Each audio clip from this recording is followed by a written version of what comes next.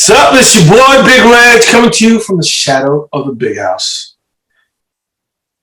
Before I even get started, before I even give the other people a chance to chime in, I just want to raise my glass to the Michigan Wolverines men's basketball team.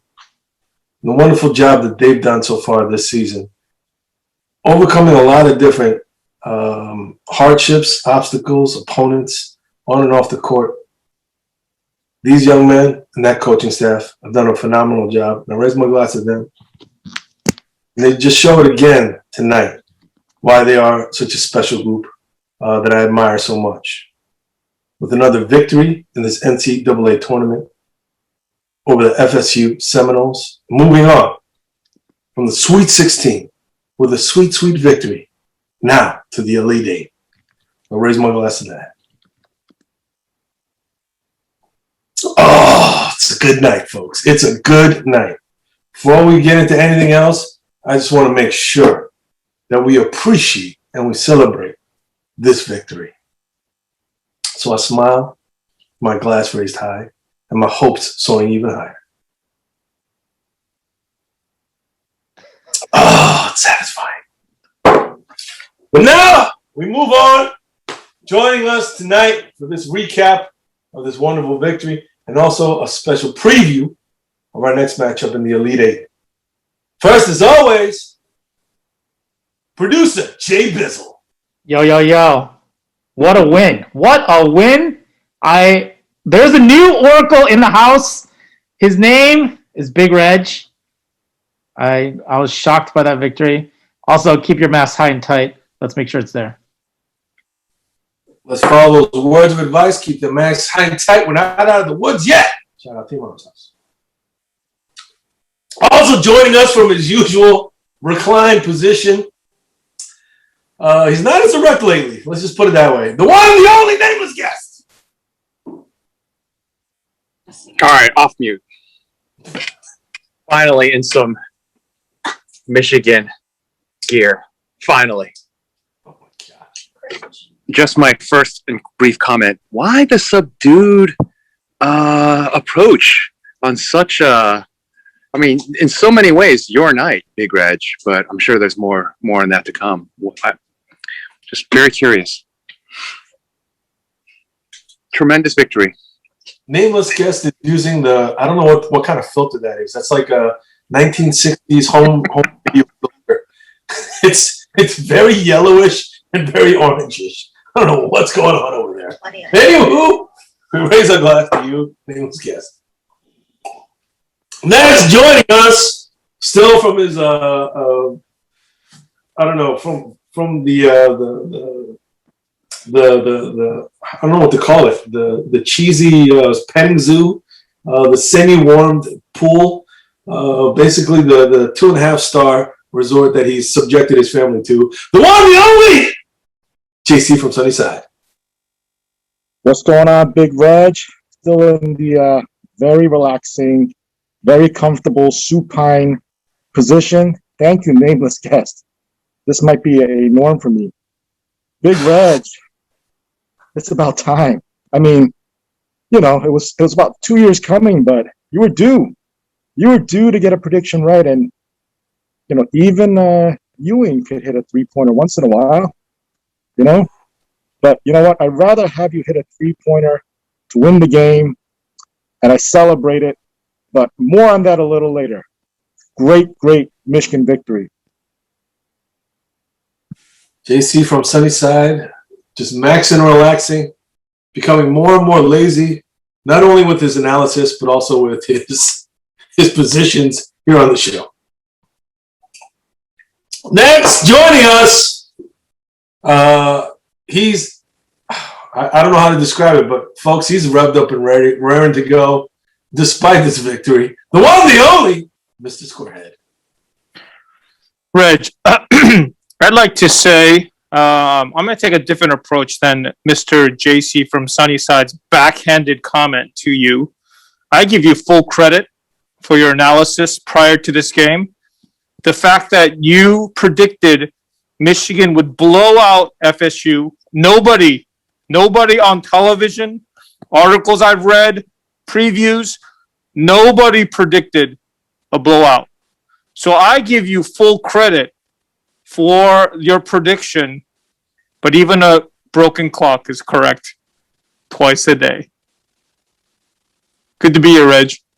Nameless guest, I'm sorry, Mr. Squarehead always saying it's not a backhanded compliment, but definitely and backhand at the end there. So I raised my glass to that. Oh, it's like Serena Williams and Monica Seles with that two-handed backhanded grunt. Hey, moving on. We do have one more guest. We do. Yes. The professor is back again. How relevant that he's back. Joining us for this very special episode as we do a two-sided episode because it is a review of this victory, but also a preview of our next game. So it's just fitting in this two-sided episode, we bring a two-sided man into the mix. The one, the only, a graduate of both UCLA and the University of Michigan, the one, the only, Professor. Thank you very much. I'm honored to be welcomed back. I thought I was iced out after my last performance. So this is truly an honor for me. I'm in a very awkward position, though, I have to say. Awkward position? Yes, sir. Pick a side, brother. Pick a side. Huh? Pick a side. You can't come on here and root for both teams. You got to pick a side, brother. Pick a side. Hold on. Let's hold off. Let's just No. Pick a side. Before we get into all that, let's please recap and react to the victory tonight. Gentlemen, I'll open up the floor. What were your impressions coming out of this game? What impressed you the most? What gave you the good feels as you saw the Michigan Wolverines defeat the Florida State Seminoles 78-56? It seemed like the Seminoles were bamboozled. They were discombobulated. That just goes to show the real JH had a masterful game plan. It seemed like they practiced the exact moves to destroy this team. I was just overly impressed, and I honestly thought it was going to be a lot closer game. Yeah. But they did second half adjustments even then. The 3-point shot wasn't really falling, but that still didn't matter because we were just giving it to them under the basket. And man, Sean D still coming up with a good game, and the fan favorite BJJ. You got to love those BJJs on there. So I thought it was a great masterful performance. I thought the coaching was superb. Hashtag Sean D better than livers. Ooh. Hashtag Sean D better than livers. Holy smokes. The master of the backhand comes through yet again. You just cannot give a compliment that's just a straight compliment. He always has to have a little backhand to follow it up. Holy smokes. Well, here's a quick compliment. I just got to double down on what Square said because, first, I like capitalizing on moments when I agree with the Square. But, man, props to the Big Reg. I mean, you nailed it. I got to keep it as, accurate and 100 as possible. I mean, seriously, I would rather be wrong a million times out of a million. You seem like a genius. Don't worry, this kind of overflowing praise will not continue, but this is much earned, and I got to hand it to you. Thank you, Reginald. I gotta say, yes, it's much earned, but anyone that pulls like 3 or 4 all-nighters for an exam, you're gonna hit, a B, at least, right? So the Big Reg put the work in, put in 4 all-nighters to watch Florida State, and he came up with some nuggets that came to fruition in the game. So here's some key things that happened in the game, right? So one, we played incredible defense without fouling, right? That was so key to keep our starters and our key players in because we don't have a deep bench. So number one, props to our defense for playing tough man-to-man D without fouling or getting into foul trouble. The second thing was we only took 11 3-pointers this game. So masterful job by the coaching staff to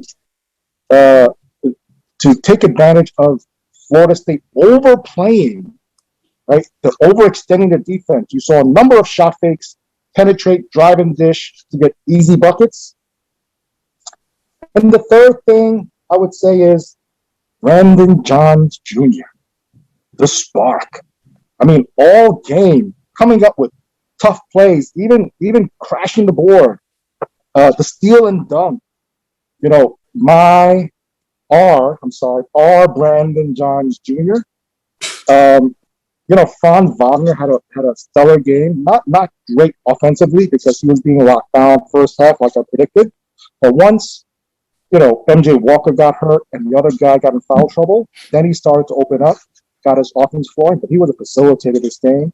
Keys to the victory. Great job all around. Great performance. Elite Eight. Here we come. There were no 3-point. We couldn't shoot threes because their perimeter defense was basically, they were like 4 feet taller than all of our perimeter guys. And the frustrating thing was whenever Hunter had a mismatch inside, our guys couldn't even get the ball into him because they're like 4 feet taller than them. That's why we didn't have as many 3-pointers. But kudos to Franz Wagner, who did have some wide open threes and missed them. But he persevered, came back, and played great in the second half. And he stopped taking those threes and started attacking the basket because his 3-pointer was doo-doo. Sean D, better than livers, hashtag.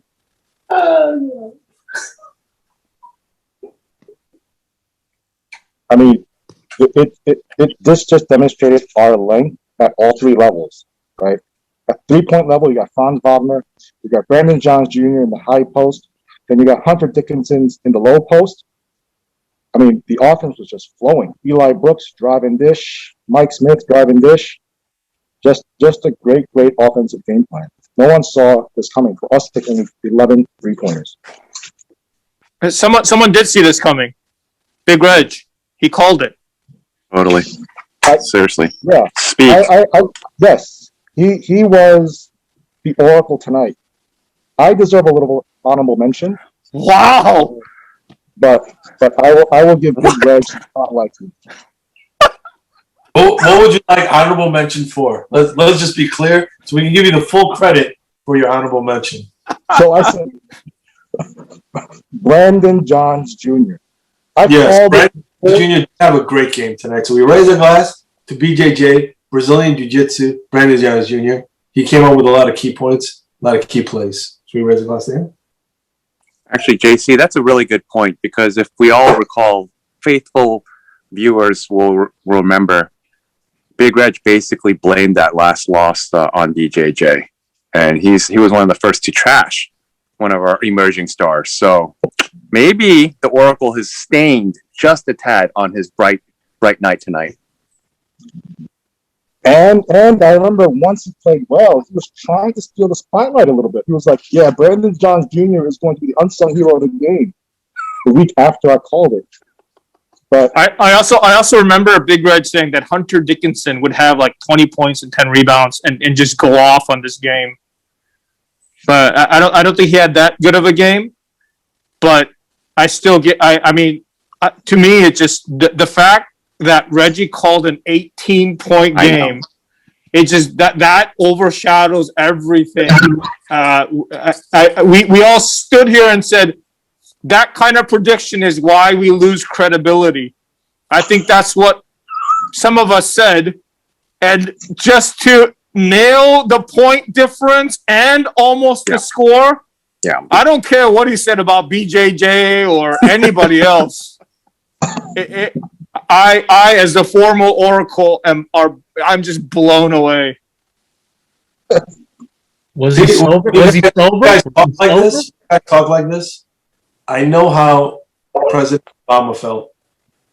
You know what I mean? Like all the different lies and things, that the people would bring up about President Obama. and the different falsehoods. I mean, we've already cleared up numerous times that I've never bashed BJJ, but Nameless Guest always wants to bring up this fake news that I bashed BJJ because he wants to jump on that Big Rock bandwagon. I understand that you want to get good with Big Rock, Nameless Guest. I understand it. So that's cool. That's cool. You know, and I understand that everybody else, wants to, take shots, and it's fine. Because like I said last episode, I said, look, I don't really care. No. The only thing I care about is Michigan winning and moving on. And that's what I am so happy about. Yeah. You got Juwan Howard bring something and the else. staff came up with a brilliant game plan. The players were able to execute it brilliantly. You know what I mean? Wherever they saw the weaknesses, they were going after it. Franz Wagner said himself, they were like, hey, we knew what they were going to do to try and take away the post game, but Coach Howard and the staff already knew what they were going to try to do to negate it, so they prepared us for it all week, and we were able to just get around those things. And that's why, Michigan had so many points in the paint. They had so many easy buckets in the paint. You know what I mean? And it just shows that this team, this staff, they know what they're doing. They know how to prepare for their opponents. And then the most beautiful thing is it's all coming together synergistically when these players are able to execute all those things in such a beautiful way. I mean, all those inside passes, you know what I mean? Like when a big would penetrate, whether it was Franz Wagner or Brandon John Jr., do a little dump off, get an easy bucket for Austin Davis or Hunter Dickinson. I mean, it was just beautiful to watch. It was beautiful to watch. Everybody always talks about Gonzaga being so connected in offense and so flowing, this, that, and the other thing. But there were so many moments during this game when I was watching Michigan play. I was like, man, oh, man, they're really good. They're really good. The way that these dudes are playing, the way that they're connecting with each other, the way that they're seeing the floor and reacting to things, not only offensively, let me put it this way, but defensively as well. Oh, my goodness gracious. The joy that I get from that, just overwhelms all the negativity that y'all try to throw my way, for my predictions or lack thereof.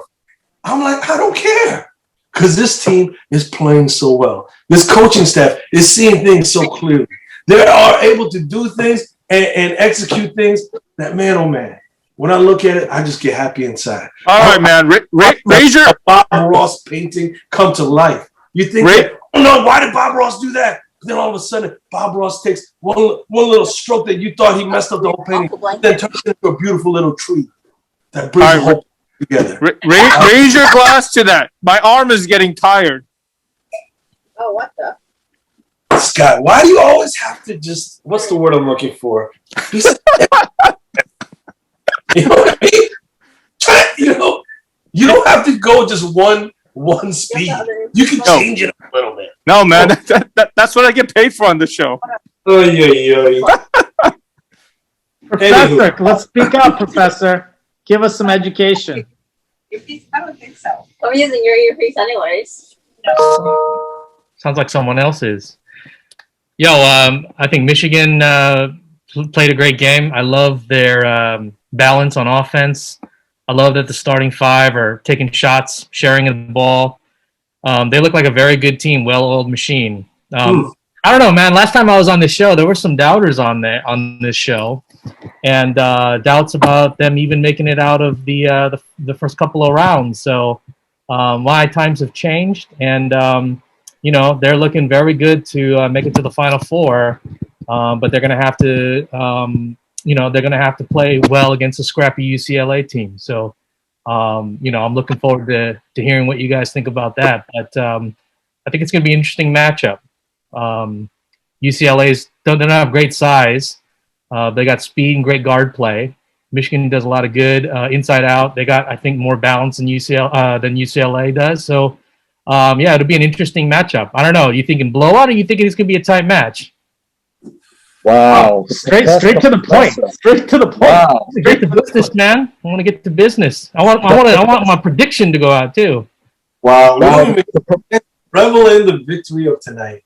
Oh, while the professor couldn't even do his first comment without bringing up UCLA. Couldn't just sit in the space of Michigan for a little bit. Just a little bit. Yes, professor. Just a little bit. No one cut down any nets yet, so not a Michigan fan. You got to move up. You got to move forward. Well, all right, before we move on, let me just make sure I raise my glass to Shandy Brown. We mentioned him before, but this kid over the past 2 games has been playing lights out. Even today, I think he only missed 1 shot from the field. I think he went 5 for 6 tonight. People were like, "Oh, can he do it again? Back-to-back games?" And Shandy Brown really showed up big. Everybody was saying, "Oh, Florida State, they got so much length and size and athleticism. They're gonna, shut out Eli Brooks and Mike Smith and all that kind of stuff." But all those predictions didn't come to pass because Mike Smith, Eli Brooks, Shandy Brown, they took him off the dribble. They found the open man. They did a lot of things to neutralize that height advantage. You know what I'm saying? That again comes down to great coaching, great scouting, and great execution by this Michigan men's basketball team. I'm so happy right now. I'm telling you right now. You know what I mean? Like I really feel like Bob Ross right now. I am at peace with where we at. You know what I mean? So I just feel so settled right now. So settled. I feel like you're just getting like a little squirrel right here, just feeding little morsels of walnuts and whatnot. Like Bob Ross used to do. I feel like just painting some happy little clouds. You know what I'm saying? Some happy little clouds floating above amazing blue sky. Amazing blue sky. All because it's just sunny and beautiful right now. So, Big Reg, is Elite 8 enough for you? These sunny feelings you got. Is Elite 8 enough? Wow. Professor just not want to let us just enjoy the sunshine for just a little bit, huh? He just wants to jump in to that Elite 8 matchup, huh? All right, you know what? Before we jump into all that rigmarole, we'll open up the floor to any final thoughts on this sweet, sweet, sweet 16 victory for the rest of the crew. Does anybody else have any final thoughts? Any other kudos that they want to bring up before we move on? Like I said last time in the preview, Leonard Hamilton has a special connection with Coach Juwan Howard, mentor, father figure, former coach when he was on the Miami Heat. I mean, it's got to mean a lot for a second-year coach coming up against his mentor and then thoroughly thrashing him because he planned a wonderful game for that. So, again, that's a great moment to kind of pause and have for Coach Howard. I mean, we all read the ESPN article where like so much stuff has happened to him this past year, and to have that happen. Also, Jace. Oh, and one at the end. You can't imagine how awesome a feeling it would be for a father to see their son get in that game like that and then go to the hole, get that N1. And then he said in the interview, hit the free throw, which was the most important part of it all. Kudos. The real JH. The real JH at Michigan. One player we didn't mention, kind of an unsung hero. He didn't have a monster game statistically. Mike Smith. Yes. He steadied the ship every time they were making a run. He had a key 3-pointer. Then they were making a run in the second half. He went down the lane with the N1 on a layup. And that kind of I think stopped the momentum, steadied the ship. Like he would drive in, kick it back out, drive in, kick it back out. He just kind of kept the tempo of the game under control the entire game. Kudos to Mike Smith, right? Kudos to Mike Smith. I was going to mention Mike Smith just for slightly different reason. I'm so glad you mentioned that sunny side. It was really nice just to see him to steady the ship again after his faltering a little bit, just kind of being uncharacteristic the way he ended the other game. We knew he would. We had very little doubts, but just love seeing that. And taking that early charge, that was great early in the game. Oh man, just everyone doing their part. So happy. Back to flip-flopping towards praising the big Reg. I am happy for you, Reg, because you've exuded confidence through this whole way, even when, Michigan, by all accounts, was teetering. pretty hard. And boy, have they put it together. These last two victories is a new Michigan. I mean, they've emerged out of some of the rubble where, you know, they had tons of doubters. I mean, they weren't looking very good. They're looking sweet. They're churning them out now. I mean, this looks like a runaway train again, kind of like before we stumbled earlier. So let's go all the way. And it feels better and it tastes a little better because we're the lone Big Ten team.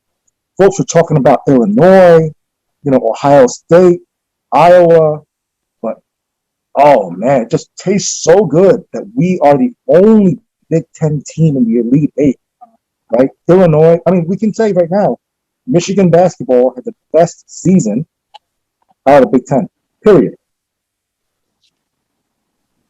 A little Captain Obvious. No, but that's an important point. Again, you know, I can't stress this enough. My happiness of seeing us succeed and seeing our bitter rivals falter, it makes it so much sweeter. It makes it so much sweeter. Like knowing that Brad Underwood is at home, you know, ruining, wasting that chance that Illinois had, because you know Io DeSumo was not going to stick around for Illinois for another year. He had his chance and he blew it. Him and his team blew it. Brad Underwood. So they're nowhere to be found now. But Juwan Howard, in his first season, his first time in the NCAA tournament, basically he's a rookie coach in the NCAA tournament, and he's guiding his team to the Elite Eight without one of its star players. Oh man, that's a heck of a coaching job. That's a heck of a coaching job. And it's just one of the many reasons I feel so warm and so peaceful. That's blessed.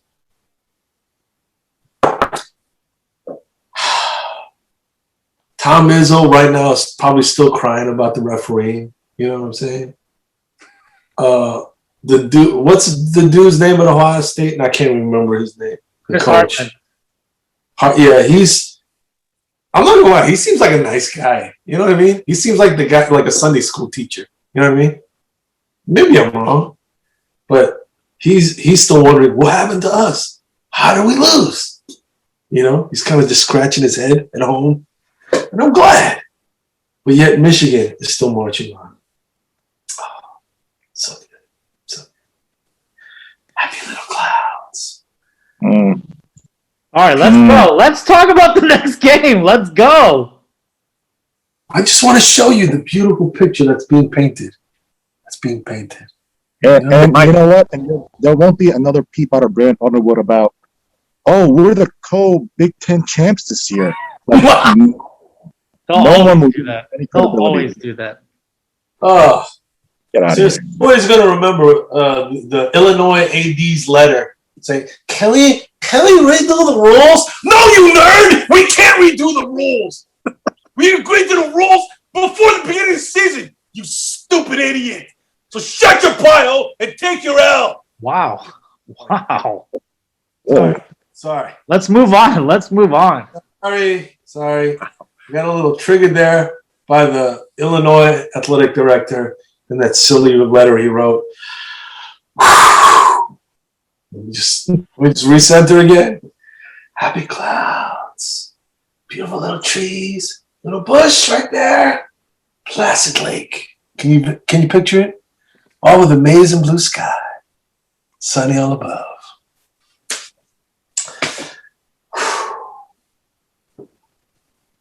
Let's move on. It's time. Let's get to it. We need to get to it. Wow. Michigan, UCLA. This is flashing me back to like 2000. What was that? 2008. Baron Davis. Tractor trailer. Is that what we're talking about? Oh man, that matchup. Is this revenge game? Revenge game? Yo, how long ago was that? I think that was before I ever even set foot in Ann Arbor. I don't remember exactly. It even flashes me back to Michigan, UCLA Fab 5 era too. Whew. Yeah, that's how far back we have to go since UCLA was relevant. Let's be honest. Wow. Wow. Wow. No respect, huh? No respect. No, I'm not saying no respect. I'm just saying UCLA has had a rough road. Even getting to the tournament, let's be honest. You know, they were in the first four for a reason. You know what I mean? Not fair. This go around, yeah, I totally agree with you. But come on, they got a long-lasting legacy. Ben Howland years were good early on. Yeah, and then there was a period of Four. about plus years where it was just There were some dry years, no doubt about it. it was all dry, baby. It was all dry. The biggest news UCLA men's basketball team was when LiAngelo Ball stole stuff in China. Remember that? Wow. Wow. UCLA was making.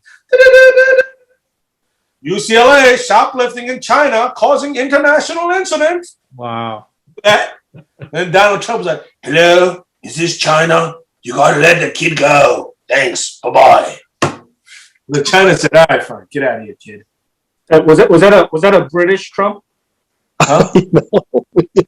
A little bit of a British accent. Oh, that was a Trump impersonation. Oh, Let me do it again. Hello, is this China? This is Donald Trump. Again, Let my people go. Goodbye. is that a British Trump? The last time we played UCLA was back in 2017. In what? They came to Ann Arbor and we beat them in overtime 78-69. I honestly don't remember that game. That's the Maurice Wagner, Chris Matthews, Mohammed Abdul Rahman, Eli Brooks. This is like his freshman year or sophomore year. Well, UCLA is on a fine run. I mean, no doubt about it. So they're looking hot. They're playing well. Kudos, props their way. Right? So that said, I mean, this is a Michigan-centric audience and crowd. I would say this is the most comfortable I've been in a matchup. I've approached some of these big-time matchups with some more trepidation. I don't know if we jinxed it or what, but I'm approaching this one with more confidence than any other game. Wow. Ready. Wow.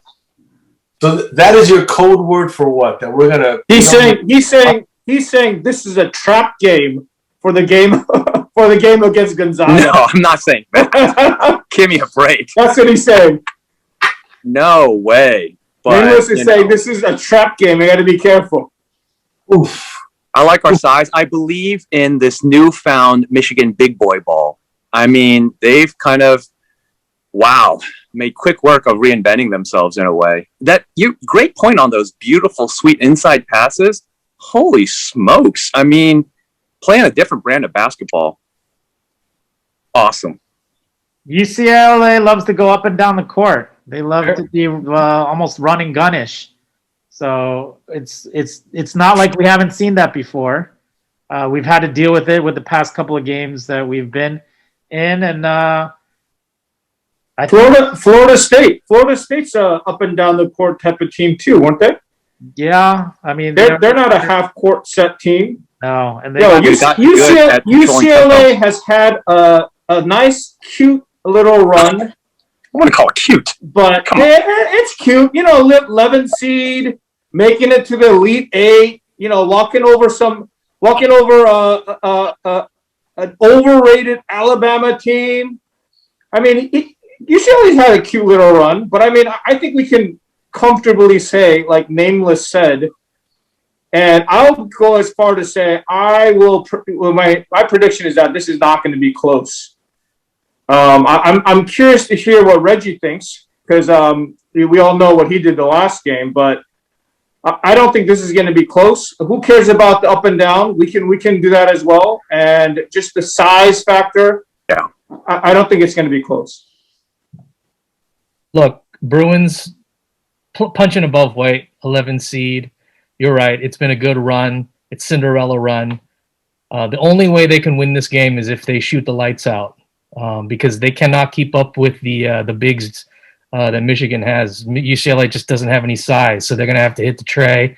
They're going to have to hit it well. So they're going to have to shoot the lights out, and that's the only way that it'll even be close. And I think it's going to happen. I think they're gonna shoot gangbusters, man, and it's gonna be a shocker. So I'm gonna throw it out there. You know, Michigan's got it going on. Trust me. You know, I have love for Michigan, but something's brewing here. Bruins are brewing something. Oh my gosh, Professor, don't make me regret reaching out to you during your first few days when you were crawled up in that dungeon of yours, right? Not knowing anybody.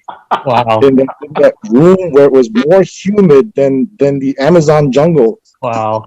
JC from Sunny 5, my first Ann Arbor friend. I don't forget that. I reached out to you as a Michigan Wolverine, right? To a Michigan Wolverine, and here you are picking UCLA. I am incredibly disappointed. I do thank you for letting me stay over a few nights here and there, but I mean, I can't believe you're picking UCLA. I think there are two things. One, Michigan is a juggernaut right now. We're firing on all cylinders. Defense, we're playing selfless basketball. We got, NBA talent, Franz Wagner, Hunter Dickinson, Brandon Johns Jr. He could be NBA talent next year if he develops, right? Keep that thought in the back of your minds next year when we do Shout at the Big House, because that's going to come back. And this coaching staff and this team will not take another team, an opponent, for granted. We're not going to focus on Gonzaga. We're going to focus on UCLA. Our talent is going to be the difference maker. We're going to play for 40 minutes. We're going to win by 12.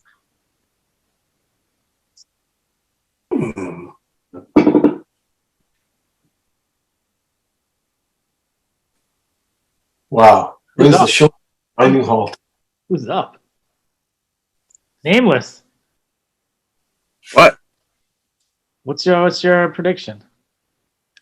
I mean, I like that in the 10 to 12 range. I mean, just like the matchup. In my little side chats with the Big Rock, who we know and love, he asked me, we went back and forth, who would you want in the matchup? I'll admit it. Give me UCLA all day. Not worried.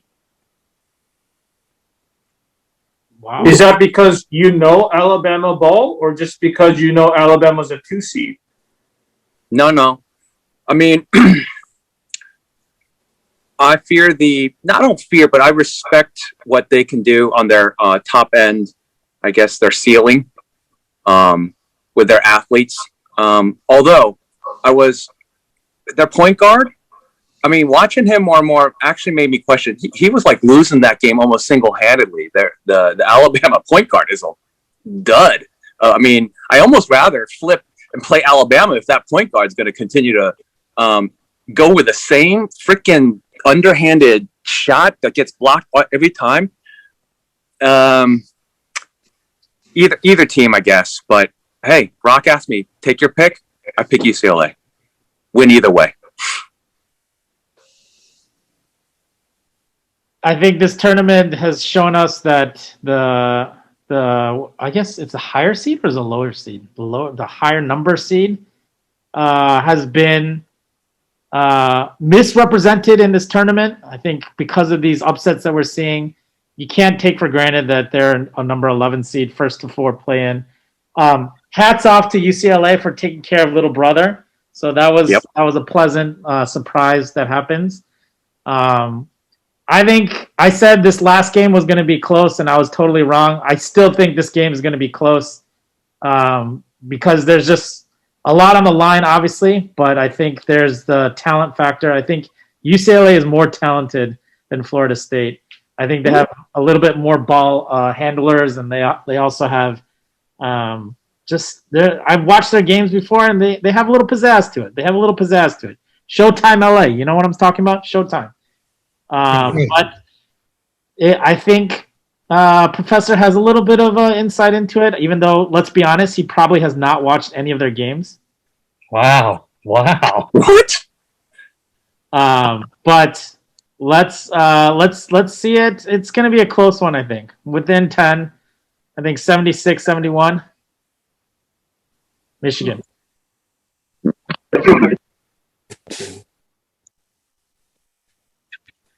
By the way, Professor, who'd you put in the bracket? I have like 5 brackets, all of them with UCLA and Michigan matching up. And then Yeah. who's winning in that all those 5 brackets? I can't tell you that, man. I can't tell you that. Don't you know? Don't you know? Yeah, this is a nightmare scenario for me, and because my 2 teams are meeting up here at such a crucial juncture in the tournament. So I'm not gonna lie, I'm a torn man, but people always say you got to go with your undergrad, and so I am sticking with my undergrad, as I expect all of you would as well. Exactly. Totally true, Professor. I feel you, man. That's why I went to Michigan for undergrad and grad school, so there's no conflict of interest. Michigan going through it. You know what I'm saying? Me too. Fair, Listen, fair. I'm not gonna lie. Whenever I look at that UCLA squad, You love the short shorts. I know you do. no, I don't. They almost look like a Whole Foods, intramural basketball squad to me. You know what I'm saying? Like looking at them, I almost smell patchouli oil coming through the screen. It's like I'm like, what kind of hipster basketball players are these? You remember the movie Remember the Titans? Yeah, there's sunshine. There's sunshine. And I don't mean to be judgmental, but it rubs me the wrong way. Sorry, Especially man. those short shorts. They're disgusting. I hate them. The Fab Five set the trend all those years ago, okay? With the baggy shorts, okay? Baggy shorts, black socks. Call me old-fashioned, but that's the way I like them. I don't like this short nonsense. I don't like this patchouli oil vibe that I'm getting from UCLA, okay? But I got to admit one thing, though. They got a lot of shot makers, man. The kid, what's his name? Juzan? I don't know his name. What is it? Johnny Juzang, yeah. The kid's a shot maker. And then the other kid, the kid with the mustache and the headband. Jaime. Yeah, what's his last name? Jaquez. Yes. Another shot maker. So they've got some shot makers that our previous opponents, I guess LSU had some shot makers and Smart, right?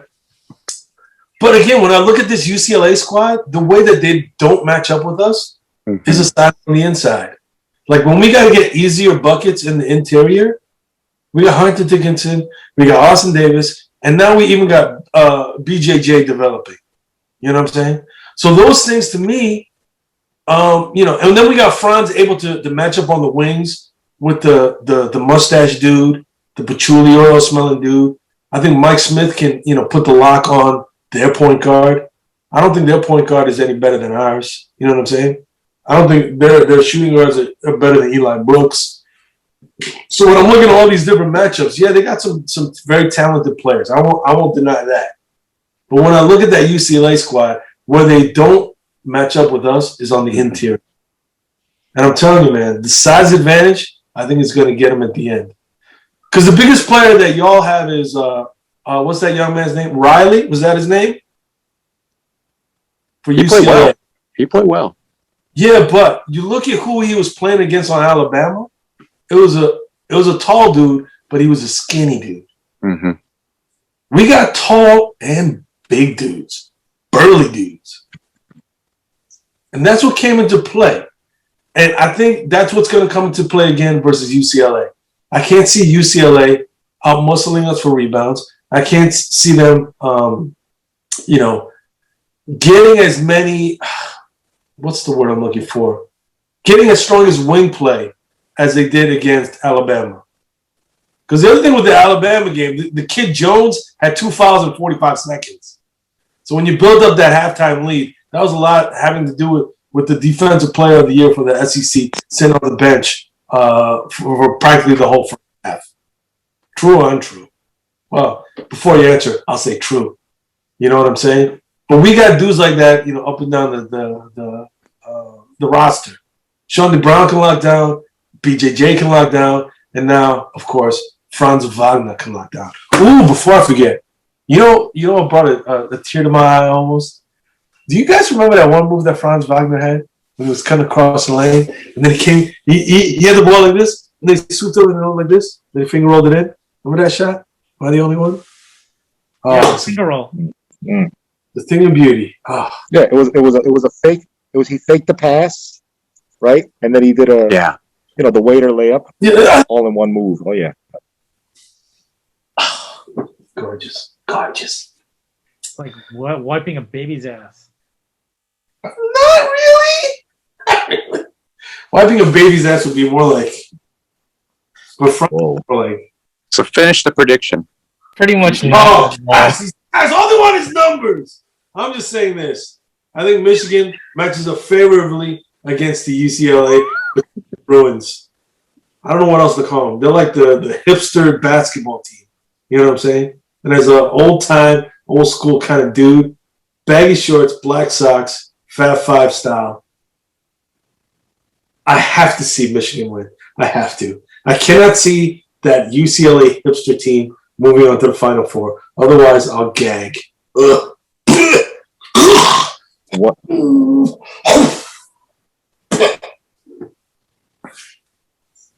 Michigan wins. Score prediction. Huh? What? What's the score? All right, let's all go around because I don't think everybody gave their score predictions. First, Jay Bizzle, producer JB. What is your prediction for the score of the Elite Eight matchup, Michigan versus UCLA? I already said it. 76-71 Michigan. There you go, 76-71, a high-scoring affair, according to producer Jay Bizzle, but favoring the Wolverines. Next, nameless guest, what do you have for a score prediction for this next matchup? Let's go 81-70. Ooh, again, a high-scoring affair. JC from Sunnyside, what is your prediction? They haven't seen this level of defensive intensity with Shawnee Brown, Franz Wagner, Eli Brooks, Hunter Dickinson locking down the middle. Yeah, they're going to struggle offensively, even though they can make the shots.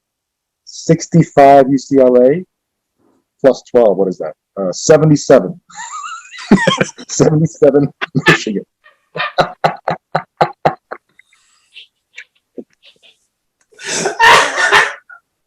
Plus 12 is that? Okay, I got it. Next, the professor. What is your prediction for the final score? Well, I know I'm in the minority here, but I'm going to be the naysayer. Like I said, UCLA is going to shoot the lights out gangbuster style. Buzzer beater win 73-72.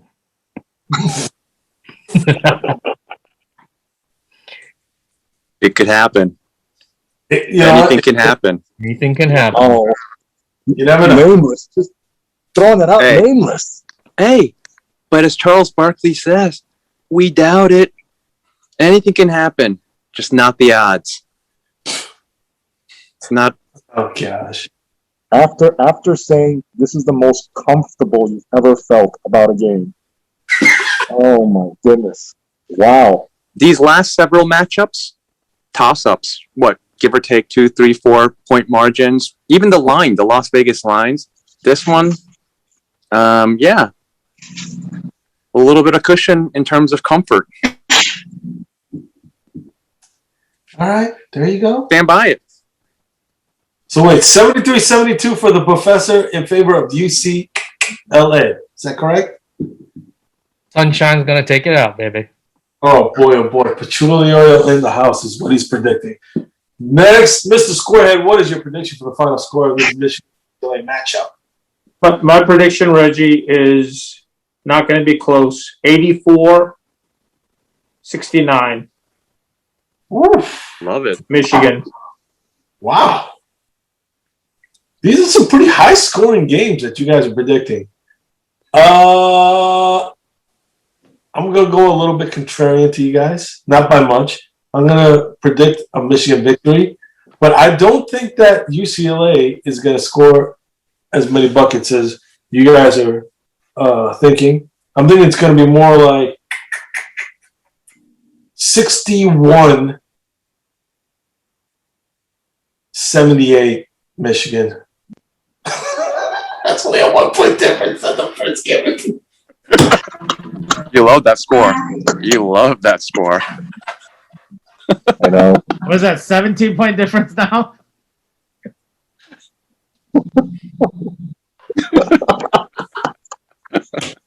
I should have been. Wait, let me revise it. 59-79.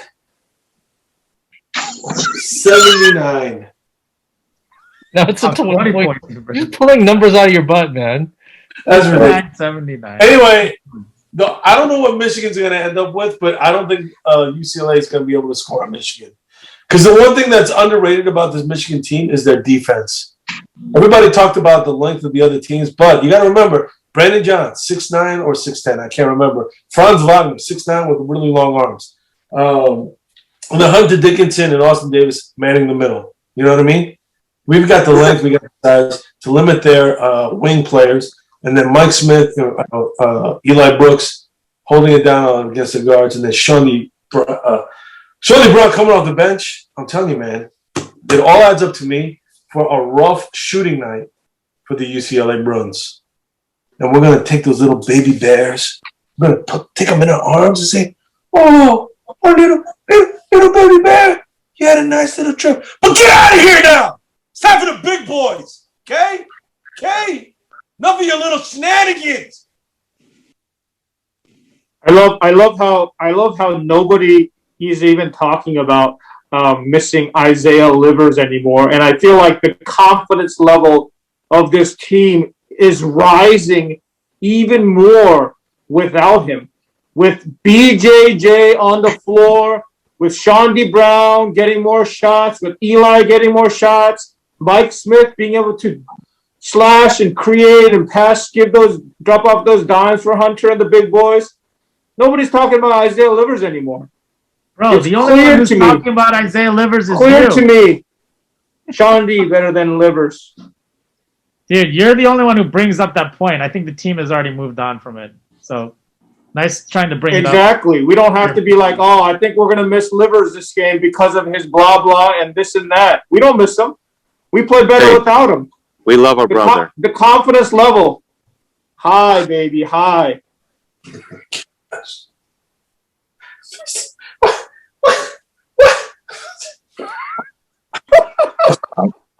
I'm speechless. I want to respond, but I'm afraid that this might add another half hour to the show, and my shoulder is burning. Right Do now. it! Add another half hour. Who cares? Wake up Nadia. Your bill points are going to be huge. Go get Nadia now. Tell her to hold the phone for you. That's all. What do you got? What is the point? I want to hear it. I mean, Nadia did some research today. I did. Oh, I didn't pull it up, but I did. what's your point? I looked at the 3-point percentage, and Isaiah Livers was like 43.1, and Shawnee Brown was like 38 point something else. And that proves Livers is better. 39.8. 38.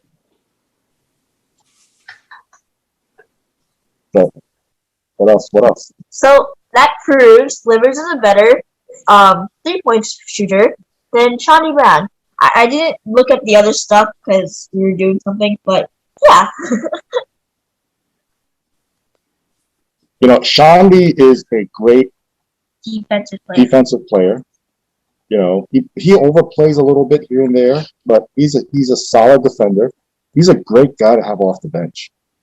He's a great guy to have to bring the energy. He could slash a little bit. He could hit the corner three. But, like we said, next man up. I don't want to talk about this anymore. Next man up, like the real JH said tonight. We make no excuses at Michigan. Yes, let's close this. Let's move onwards. Well, I don't know what else to say other than. Wait, when is the game? I don't even know when the game is. Is it Tuesday night? Tuesday. Tuesday, time TBD. You think it's going to be the later game because of West Coast for UCLA? I don't know. Because that would be a big draw in the West Coast LA market, which is the second largest television market in America. I mean, they're all about making money, so probably then. So probably yes. They'll probably have Gonzaga in prime time, and then they'll probably have Michigan UCLA. So it's either the 7 o'clock time slot or the 9:45 time slot. Yeah, so we'll probably get the 9:45 because yeah. Who's Gonzaga playing? USC if they keep winning. They're spanking Oregon right now. They're both West Coast, so Yeah. they might be the Good late. afternoon from Indianapolis, Indiana. It's the Sweet 16. Whoa. You don't want to get our video blocked for having the excerpts from the actual broadcast. Holy smokes. I gotta put it as please stand by now. Holy cow. Anyway. Gentlemen, I don't know. I think we've beaten the dead horse a couple times over now. We're all agreed that Michigan should pull out a victory against UCLA, except, of course, for the professor who's letting his undergrad loyalties cloud his judgment on this game. But no matter what it is, I don't think it's going to be an easy game.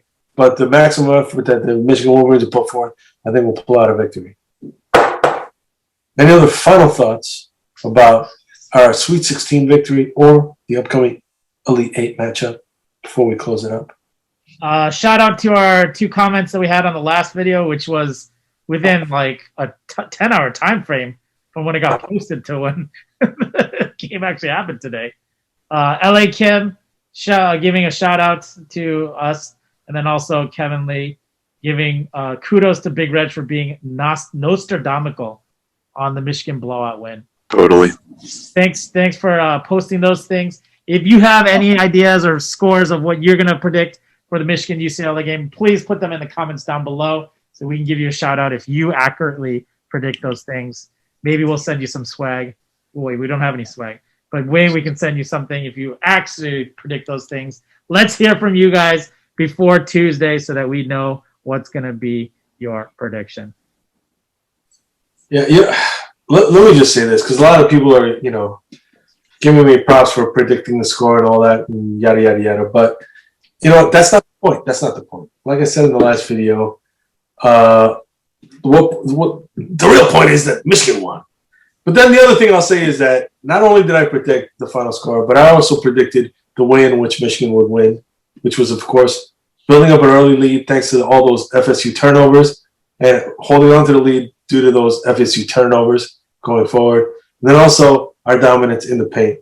I believe we had like 50 points in the paint. So you know what? Not to toot my own horn, but it's not just that the score was accurate, but the other thing that was accurate was the analysis that led to my prediction. Okay? Because I said, hey, you guys wouldn't listen. I kept saying, FSU turns the ball over a ton, but you guys wouldn't listen to me. And I said it would lead to easy buckets, but you guys wouldn't listen to me. And then I also said that Michigan would have an advantage in the interior, but you guys wouldn't listen to me. And all those things came true. But I don't mean to toot my own horn. Okay? That's all I care about. I said Michigan won. So I raised my glass to that. And I said, go blue. Go blue. Go blue. Go Bruins. Oh, What? Come on, man. out of here. Cut that out.